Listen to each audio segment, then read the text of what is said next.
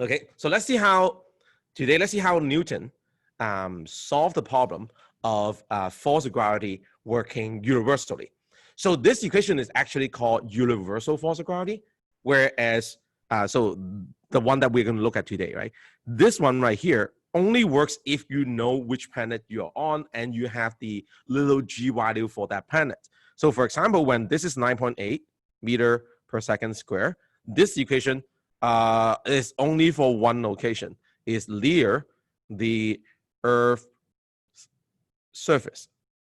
That's it. Like if you're not near the Earth's surface, this equation breaks down immediately. So it only works with like one case, which is something which could be a person or an item standing near the surface of the Earth, and you want to calculate the attractive force between the Earth and that person. It works for like one thing. Now, if you wanted to work for other planets, yes, you can, but you have to figure out what little g is for other planets. So you have to do it one by one. Like what is little g on Mars? What is the little g on Jupiter? What is the little g value on the sun? And so on. So therefore, but what if you want to find out the force of attraction between just two random looking planets or stars that are attracting each other from with force of gravity? What if you want to know this kind of force? Now that is when the equation breaks down.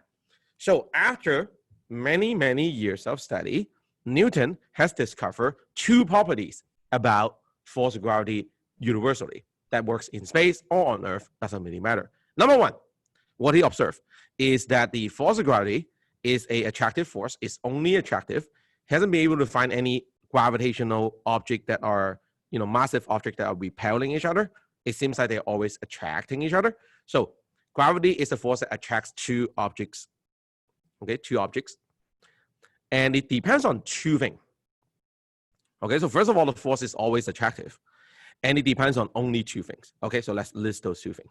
It depends on, number one, the masses of the two objects. Now, what does that mean?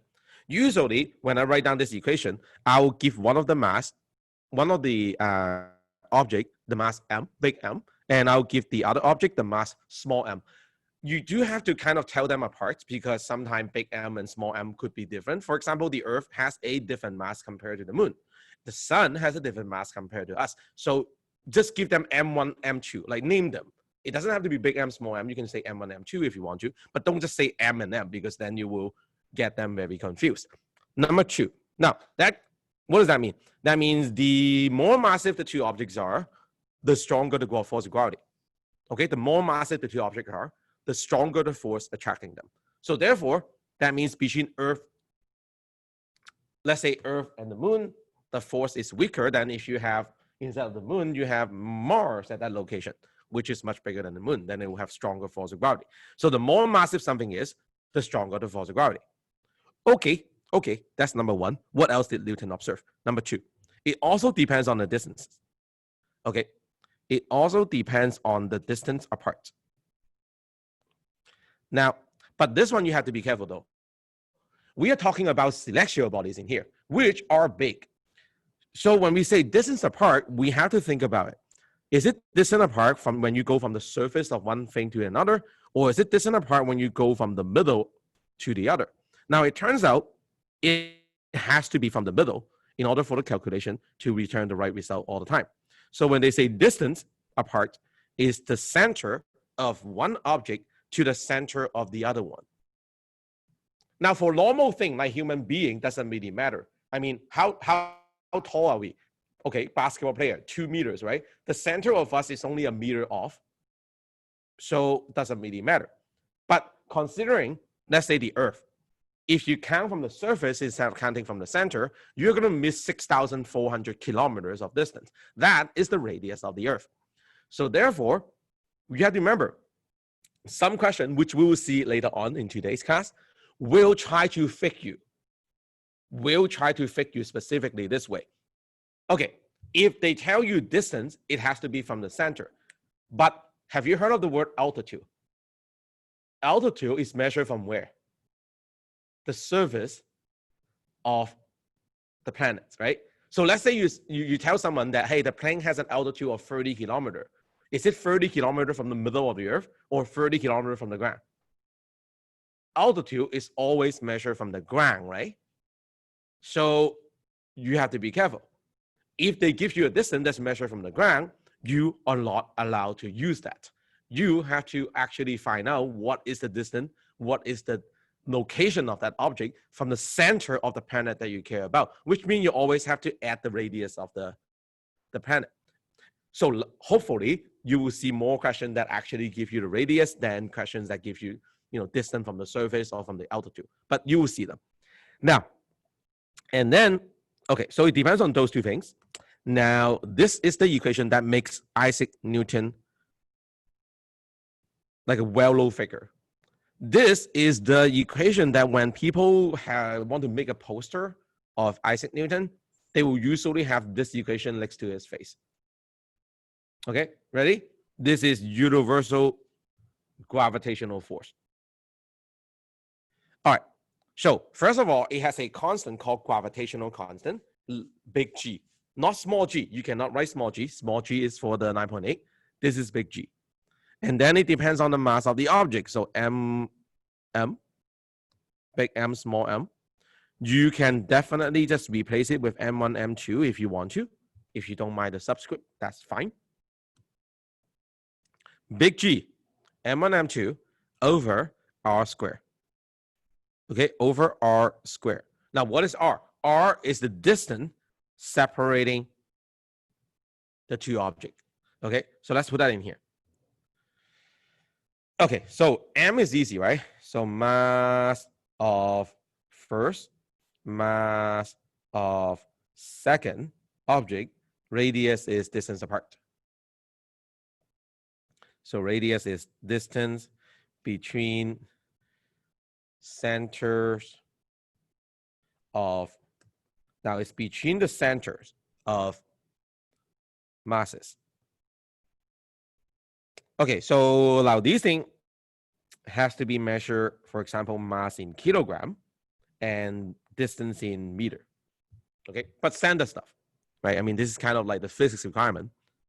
Okay, so we saved the best for the last. What on earth is this big giant G thingy? Now, this G, big G, is called the gravitational constant. Gravitational constant. Gravitational constant. Now, this is a number that no matter where you are on Earth and what planet you're looking for, is always going to be exactly the same value. That down. Now, we're going to write down the gravitational constant. 6.67 times 10 to the negative 11. Now, this is a number that you'll use at least like 5 to 10 times today, just today alone. Okay, not including the homework. I'm not kidding. So, this value. Now, this value has been tested, retested by many, many generations of physicists every year. And it remains exactly the same no matter where you are in the universe. This is truly one of those constant values. Okay, it's called gravitational constant. All good. Now let's use it. Okay, so the first thing we want to calculate is using the new equation, right? So not the FG anymore. What is the force of gravity on a 70 kilogram astronaut that is standing on the Earth's surface? Now, I know when you're standing on the Earth's surface, this equation still works. This equation technically only works on that situation.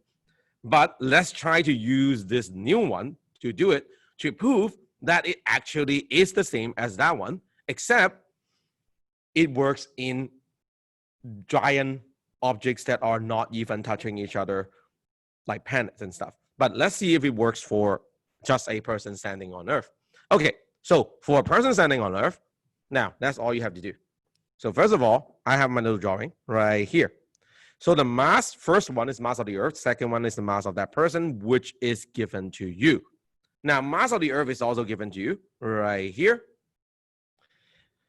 And what is the distance? Well, be careful. The distance is actually from the center of the Earth to that person, which is the radius of the Earth. right? If you're standing near the surface of a planet, then technically your distance to the planet is just the radius of the planet. Now you might say, but Mr. Chang, but how about, the height of that person or where that person is? Don't we have to add, let's say you're, for example, for us right now, right? We're on the second floor. Do we have to add like 3 to 5 meters to Earth's radius just so that we can get to the center of that person? No, you don't have to. Now, I mean, technically you could, but, okay. Earth's radius is like 6,000 kilometers and more. Adding 1 meter, 5 meter on top of that doesn't even make a difference in like the 6 decimal points in your final answer. So technically, no, because of the accuracy that we are going after, does not require that. So just use Earth's radius approximately. Okay, now everyone with your calculator in your arm, in your hand, in your arm, with the calculator in your hand, let's do this together and see how many people in here right now today can actually get this right in the first try. Okay, so first you put little g, big G in, 6.67, right? Now remember, I'm going to write this down first, and then I'm going to warn you about something. This is when we review our math at the beginning of the unit, at the beginning of the year, actually. I taught you that there is a button on your calculator that you should use when you have scientific notation value, like this. Big number or small number. If you don't start using that button, every single question you do in the next 2 classes will be wrong. Every single one. Your calculator is a lot dumber than you think. Now, let me remind you one more time the button that you should be using. Okay, so at this point in your math career, when you look at numbers that are really, really big or really, really small like these, you have to stop typing the multiply and the 10 and then to the power, for example. You cannot do this anymore. Don't type it like that. Do not type any of the number like this. Do not type multiply and 10 and to the power. Don't, because it will just get the answer wrong. Okay, now in your calculator, there's a button that will replace all 3 of these. For example, let's say you want to type 6.67 times 10 to the negative 11, right? That's one you want to type because it's the first value. So what you should type is something like this. Okay, so you type 6, you type point, you type 6, you type 7, those are all fine. Now, then all you need to do is find me a button on your calculator. Sometimes it's in a secondary function that looks something like this. EXP, sometime in some version of the calculator, is called EE. In other version of the calculator is a button that looks something like this. EXP, does it say ESP? Yep, that is the old version. Yeah, so you will do 6.67, you hit that button, and you immediately put your negative 11 on the back. You don't say multiply, you don't say to the power. Okay, so you should be typing this, 6.67, that button, and then negative 11. Type every single number this way. You have that button on your calculator. Do not do the multiply, the 10, the power thingy. Your calculator doesn't understand that when you're doing division. Apparently, your calculator is really good at multiplying. Dividing is like very confused. Because we are dividing by numbers like that right now. If you don't do it this way, you will not get the answer right, not even remotely. Okay, so please consider this as your one and final warning. Do not do the question the other way. Okay, you have to type the number in this way from now on. Now, when you're dividing by something that has a square on the outside, you have to kind of put that bracket on at the end. So try it, and then I'll write down the answer too. So the final answer, if you did it correctly, is 686, approximately, Newton, which is going to be exactly the same number that you would have gotten if you use FG equal to mg. If you don't trust me, you can try it. If you use the other equation, mg, you'll get the same value. But there are questions that this equation can do, the other one could not. Let me erase this. Okay, now don't worry. You don't get it for this one, let's try another one. We are trying these until you get it. Okay, next one. What is the force of gravity? The word that I warned you about 10 minutes ago, altitude. Now, when you see the word altitude, first you go like, ew, right? Because that means the question is trying to trick you. Altitude means this is not the number that you can actually use. This is measured from the surface of the earth. Okay, so imagine this, right? So you have the earth, and then you have the astronaut. Altitude is from here to here. That's called altitude, right? So from the ground to the maximum, that's called altitude. Now, it's saying that altitude is 6.38 times 10 to the 6 meter. Okay, so 6 million meters. But that is not the distance that we actually lead. The distance that we actually lead is from the center of the earth to the astronaut. Now, what is missing in here? Well, Earth's radius. One more time, we're missing Earth's radius. Okay, so if we can add Earth's radius to that, we'll be able to get the value. So Earth's radius, okay. So let me find Earth's radius. What if you forgot Earth's radius? Okay. So Earth's radius is approximately somewhere between 6.37 or 6.38 to the power of 6. Depends. Earth is actually not a perfect circle, so it depends on which way you measure it. So if you look at the back of your formula sheet, it says 6.37 times 10 to the power of 6 meter. That is also on the back of the formula sheet. Now, add them together. Okay, add them together, then you get the actual distance that you lead, which is about 1.275. I'm running out of space, so allow me to do this part times 10 to the 7 meter. Sorry, I had to cut it like that, right? Okay, so add them together. Like you need the total distance, so just add them together. Now, mass of the Earth, we have. Mass of the astronaut is in the question, so we also have. So now do this again. See if you can get it right. If you got it the first time, good. Right? See if you can do 2 in a row. If you didn't get it the first time, perfect. Because now it's a chance. Again. So gravitational constant, always the same value, 6.67 times 10 to the negative 11. Mass of the Earth, 5.98 times 10 to the 24 kilogram. Mass of the astronaut is 70. So that part is easy, 70. Dividing by the new radius, 1.275 times 10 to the 7, closing bracket, and square. So now, you try it. Okay, so now, smaller than before, 172 is the answer I got. Which is smaller than before on the questions on the left? Makes sense. It's the same planet, same astronaut, but now the astronaut is further away from the Earth. Further away from the Earth means you have less force of gravity attracting the two objects. Makes sense. The further away you are, the weaker the force of gravity is. Now, I love the next question though. Okay. Some of you have a labor, right? You're sitting next to someone. Now, let's say one of you is 55 kilogram and the other one is 65 kilogram, and you're sitting about half a meter apart. 50 cm is just half a meter. What is the force of attraction between the two of you? Okay, so here's the thing. There is actually force of attraction. Now, I know we've been talking about planets and other big objects right now, but force of gravity works with any object. Technically, you are attracted to your cell phone.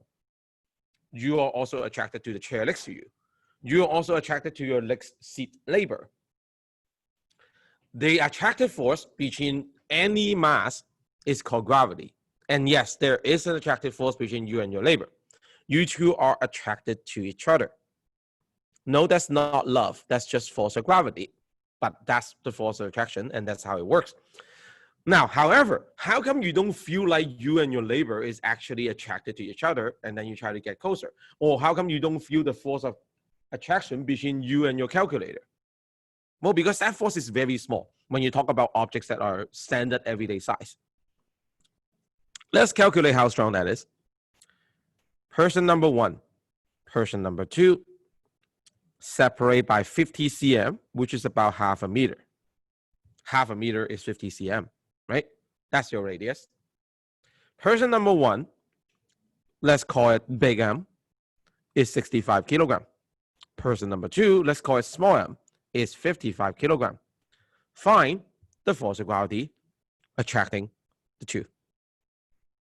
So there is a force attracting them of gravity. Okay. However small that force is, I want to find it. So let's do that. Universal force of gravity, G big M small m over R. So we have to put, it's only like what, the fourth time to write down big G. So that's why 6.67 times 10 to the negative 11. That's why I say like you have to use that number like 10 times today. 65 kilogram on one student, 55 kilogram on the other one, and also 0.5 meters separating them. Now this calculation is a lot easier because the numbers are no longer as insane. Right, but still, when you type the gravitational constant, I still want you to use those special buttons on your calculator instead of typing times 10 to power. The answer that you will get depends on your type of calculator. Might be like a lot of very, very small, or it might have like a negative power on it at the end. So how do you read that? Now, some people is going to have an answer that looks like this, 9.5. And then there's some thingy. And then at the end, it says 10 to negative 7. And yeah, you know how much that force is? It's 1 millionth of a Newton. 1 millionth of a Newton. So 1 Newton is like the weight of an apple. 1 millionth of that. Okay, so that means 1 over a millionth of a Newton. That's how small the force is between you and your neighbor. The reason why you cannot feel it is because friction is most likely billions of times stronger than that. But this force, however small, is not zero though. So eventually, you will come together if there is no force of friction. So at the beginning, you two were like this. Right? Just wait. If you wait a few days, you get closer. And then you wait a few more days in space. Now I'm talking about in space. When there's no friction, eventually, if you wait like a day, you will go together. Okay? Eventually. Now this is exactly how planets and stars and solar systems are formed. What fragments in space, dust and rock fragments in space, collapsing under their own gravity, coming together, and eventually we have the Earth. Like when enough rocks and dust come together, we have a planet. And things with mass always come together. They don't have a choice. So for example, if all 6 of us in this room right now were going to space, in tomorrow, by tomorrow, for example, we will all be clumped up into a ball of human. We will. There's nothing we can do to actually avoid that. Now, imagine that what is doing it is rocks and dust fragments instead of human being. That's how we get planets. Planets are basically rock fragments in space that come together under its own force of gravity. Eventually, yeah, you have to wait a while, but eventually they will happen. Okay. So, typical question, something like this. Okay, now, sometimes they will give you a type of question that looks like they're not giving you anything, but then you can actually get information from it. So, an astronaut weighs about 800 Newton. So that means the FG is 800 Newton on planet X. So we are not even on Earth anymore. Planet X, okay. How much would she weigh if she was at an altitude, that means from the surface, equal to the radius of the planet? Oh, so she's moving. Okay, I get it. Now, this is called planet X. I have no idea what on earth that is, but the astronaut, okay, so there's two situations. Number one, planet X, astronaut. Now, when the astronaut is on planet X, the distance between, okay, I can do it a little bit bigger. Okay, so the distance between her and the planet center is just the planet's radius, right? So I'll call that R. Like from here is R. All right. Now, do I know the mass of the planet? I don't. Do I know the mass of the astronaut? I don't. Do I actually know the radius of planet X? I don't. Okay, so it seems like we don't know anything. That's bad. But let me write down an equation, even though I don't know anything. FG, this is the original location, the OFG, is G big M small m over R square. Now, I don't know what big M is. I don't know what small m is. I don't know what R is. But what I know is one thing. Everything in here together give me 800. Right? 800 is the weight, is the FG of the astronauts on the planet. So everything in here, even though we don't know exactly what individually they are, have to multiply and divide to 800. That part we know. Okay, so now we are going to move her right here. So she's now here. Where is she now? She is now at an altitude, right? At an altitude that's equal to the radius of the planet. So therefore, for her, right now, she is at this location, and its radius is 2 times the radius of her in this case. Okay, so at an altitude, double, right? At an altitude that's equal to the radius of the planet means just double her distance from the planet. Okay, so that's the distance of the planet, and then you are at an altitude that is also the distance to the planet. That means you are twice the distance to the planet. So therefore, it's 2R. Okay, so here is how we set up the new force of gravity equation. So the question is asking us, what is the new force of gravity? Okay, so gravitational constant doesn't change. Mass of planet X doesn't change. Mass of her doesn't change. The only thing that changes is the fact that we have double the radius. But remember, the radius has to be square, so we double the radius and we square. Okay, so this is our new equation. So what is the question asking us to do is find out what this new equation, new location, equal to. So what is the force of gravity at this new location? Now, but we don't know big M, we don't know small m, we don't know R. How on earth are we going to solve this? Okay, we're going to do some lead math trick. Follow me in here. What is 2R squared? 2R squared, you square the 2, you square the R. Isn't it just 4 multiplied by R squared? Because you will square the 2 and then square the R separately. So now let me put the 4 outside. Okay, allow me to put the 4 outside. And then allow me to write the rest kind of off center. Okay, so I'm not doing anything funny. I'm just writing, what is 2R squared? As I prove to you down here, is 4 multiplied by R squared. So I'm just writing the 4 outside. But I want you to look at this thing. Right? Ladies and gentlemen, look at this part. And then look at this part. Aren't they the same? Other than the divide by 4, aren't they exactly the same? If they are exactly the same, and we know the old one, right? Like this is just the old one. Before we change anything. These are exactly the same. Therefore, the new force of gravity is just the old force of gravity divided by 4. Right? The old force of gravity is 800 Newton. And then we just divide that by 4. So we replace that entire thing with the old force of gravity. 800 Newton. Multiply by 1 over 4, which is dividing by 4. So without knowing anything about the planet, we have the new force of gravity module, 200 Newton. It's kind of amazing that we don't have to know the mass of the planet X, the mass of the astronaut, or even how big planet X is. As long as we know what has changed, and we know the old value give you 800, then the new value must be 200, because the new value is just the old one dividing by 4, according to our equation.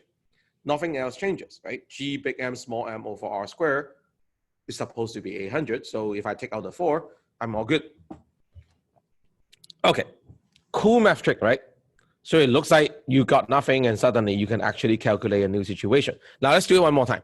But this time, we are changing more than one thing.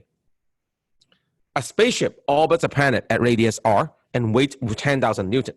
Okay, so here is our scenario, exactly the same as before. So here is my spaceship right here on the surface of the planet. Now, when orbits a planet at radius r. Oh, I don't know where that radius is. Okay, so maybe not on the surface, but it's like here. And it's orbiting like this. Okay. Oh, actually, you know what? We are going half the radius later on, so why don't we put it here? There. So it's doing orbit like this, right? Okay, so it's going around like this. Okay, so the distance, so let's see. Do we have mass of the planet? We don't.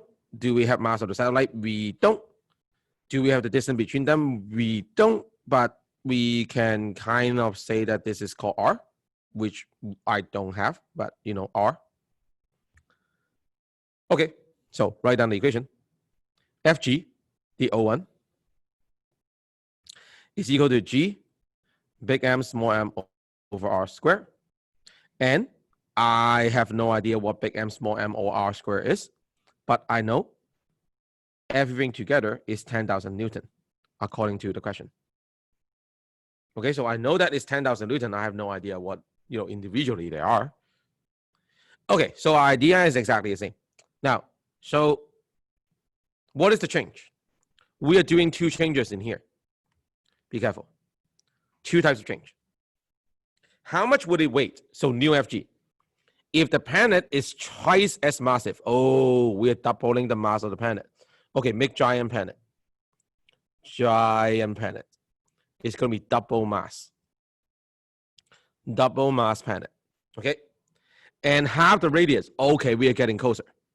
Double the mass and then make your rocket get closer. Make your space station get closer. There we go. Now, how is that closer? By half. I mean, if you look at my drawing, it's approximately half of what it was before up there, right? So this is your new radius, which is half of the O1. Okay, so now we have the same satellite orbiting something that's twice as massive at half the radius.